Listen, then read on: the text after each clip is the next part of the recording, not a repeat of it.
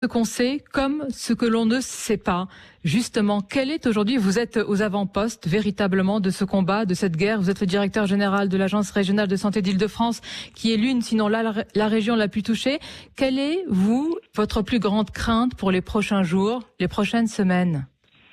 Ma plus grande crainte, mais c'est pas une crainte d'observateur, cette crainte elle crée beaucoup d'actions pour faire face à ça parce que ça fait des semaines qu'on y travaille, c'est est-ce qu'on va être capable de limiter la sollicitation de nos lits de soins critiques et de nos lits de réanimation.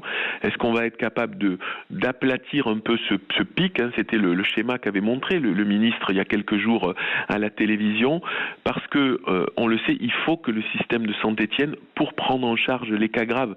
On est dans une épidémie dans laquelle on aura 15% de cas graves, 5% de cas encore plus graves. Donc il faut qu'on soit capable de les prendre en charge et donc notre sujet, c'est à quel moment l'impact des mesures et des comportements individuels des Français vont permettre de réduire la vitesse de propagation et la vitesse à laquelle nous, on monte les capacités d'hospitalisation. Et il faut que ces courbes se croisent le plus tard possible, si je puis dire. Donc vous, Aurélien Rousseau, on connaît partout, évidemment, il faut insister sur cela encore et encore, le dévouement et l'abnégation de nos personnels de santé. Mais malgré cela, le risque d'un tri, mais c'est le mot qui est utilisé ailleurs comme en Italie, entre malades, est-il à craindre? Ou alors vous nous dites ce matin, non, nous allons y arriver justement par ce dévouement, par cette abnégation. Nous nous battons, les personnels de santé se battent. Tout le système sanitaire français, je pense en particulier depuis maintenant 8 semaines ici, au personnel des agences régionales de santé, se bat pour monter en puissance. Donc nous allons déployer des lits qui n'existaient pas il y a quelques semaines.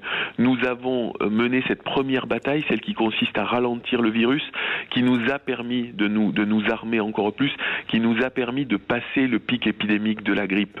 Et donc maintenant, c'est pour ça que c'est un appel des soignants quand ils disent aux Français restez chez vous pour nous permettre de soigner et de prendre en charge les cas graves. Donc où il y a on est vraiment mobilisés. Aujourd'hui, à l'heure où je vous parle, nous avons les capacités suffisantes pour prendre en charge les 200, un peu plus de 200 malades en réanimation.